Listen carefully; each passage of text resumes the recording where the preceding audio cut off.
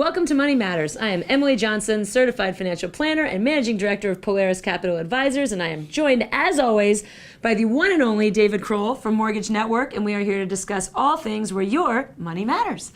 So we have lots and lots that has actually taken place since the last time that we spoke with you, and our equities market is not doing sort of its sideways ho-hum as it has been for pretty much the entire year. We're seeing a few more blips in the radar right now, and definitely seeing volatility kick up a little bit for several reasons, a few quite obvious involving bombs and a lot of geopolitical issues.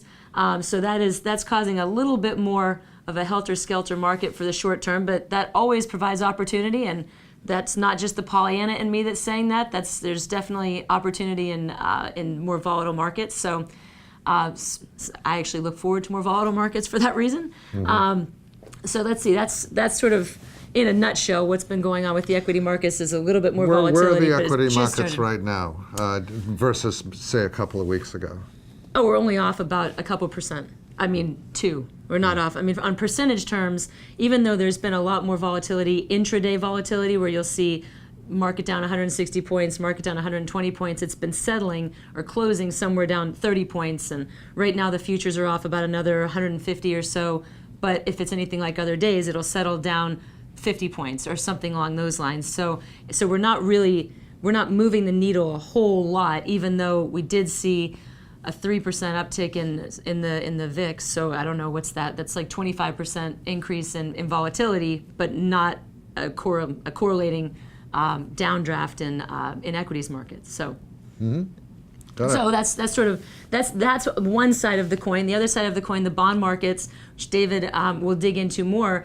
Very interesting there. We've actually seen the 10-year and sort of the long end of the curve flatten out a little bit, not a whole lot, but a little bit. And of course, previously we had really been expecting 3 to 4 Fed rate hikes, looking at that jumping up pretty precipitously, and it's definitely not the case at the moment. Mm-hmm. So if you want to take off with that. Yeah, it's very interesting. One of the things that it says is that the very best experts in the world, the assembly of 200 of the foremost economists, cannot predict what's going to happen 3 months in advance. So, I mean, that's one of the very interesting things.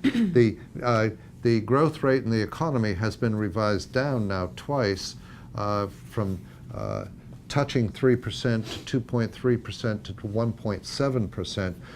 It doesn't look as if, it looks as if the economy is going to, in fact, be on its same slow growth path that it was on prior to the election. Mm-hmm. So one of the things that's kind of returned to normalcy is that the economists are now kind of saying, well, we got a little bit overexcited during the post-election period and got swept up in the speculative chit-chat about how quickly the economy is going to take off. Remember, all of this was based on 3 major policy initiatives.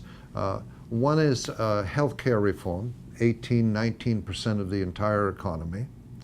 The second is tax reform, another 20% roughly of the entire wage base in the economy, or the profit structure in the economy. And the third was infrastructure spending, which would be the mother of all spending programs, of stimulus programs. And they all are intertwined and dependent upon each other, and obviously we're still stuck on number 1. And we're stuck on number 1, and why are they intertwined? Just as a reminder from previous weeks, they're intertwined because of a simple question: how do you pay for this, that, and the other? In other words, the one creates the money to create the funds to pay for the next. Just like in your household budget, if you want to get a new car, and the new car is going to be more expensive, and you have to look at where your income is and where's the money coming for the new car. Yeah. Well, you can sell your house. Mm-hmm. You could, something along those lines, but you got to generate it from somewhere. It's all the same problems. So. And so it's the same interlocking set of issues. And what's happened, in fact, is that these are true policy issues. These are not executive order type issues. These are policy issues. Congress needs to be involved. They're extremely complex, and they will be extremely slow moving. Now, certainly the ocean liner has tipped in the direction of the Republican agenda, as it should. The Republicans control presidency in both houses, so both the House and the Senate.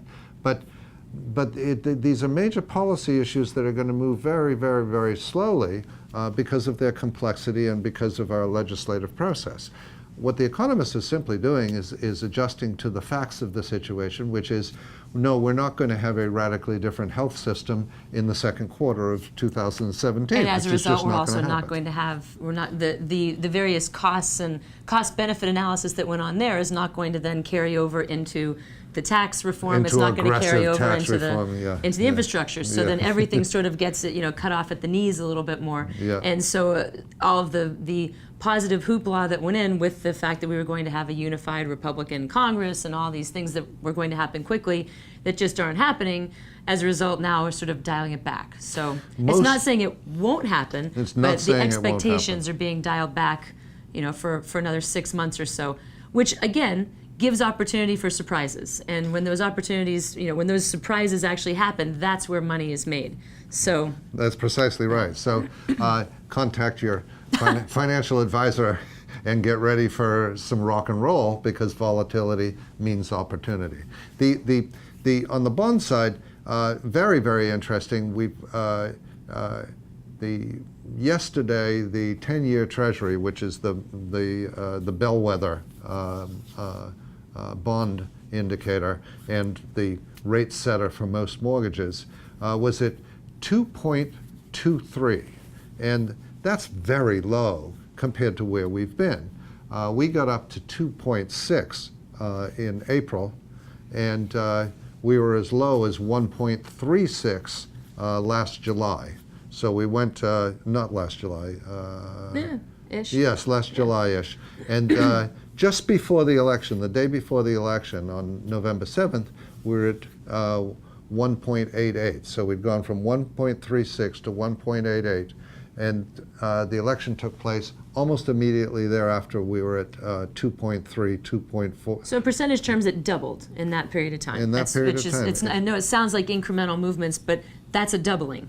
So that's. It's a big deal, and only for sort of nerds like myself who watch it, 2.6 going down to 2.3 has a major impact. I mean, we've been rushed off our feet in the mortgage business because mortgage rates just went from 4.25 back to 3.99, which is very exciting.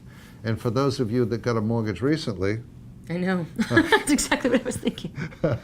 Went through that full-on exam. We will, within 90 days, be contacting you and saying, hey, we're going to lower your interest rate.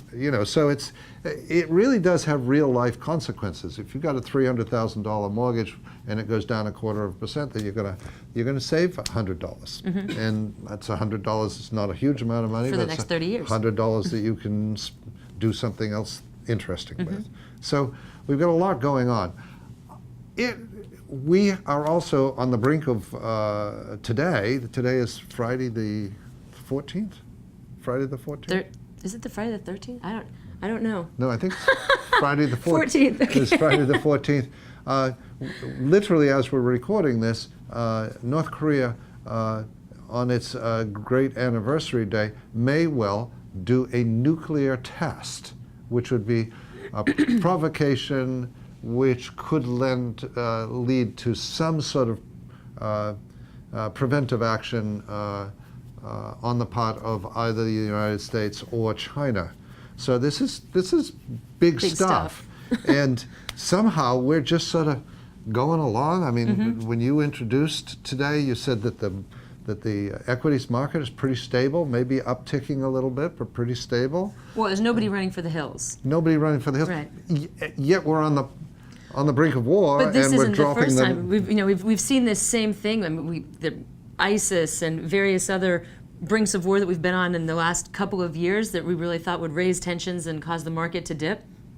Just sort of got past them know. That awful Orlando massacre that was right here, right here, just down the street from us. I mean, that barely moved the needle on the market at the end of the day. I mean, so I think the investors are just conditioned at this point to look at where the broad indexes are moving, as opposed to sort of making decisions based on short-term facts. So, but we'll see how We'll see how it goes. out. It's certainly it's certainly interesting times. We'll come back shortly for the second half of the program and go into depth on a couple of these subjects.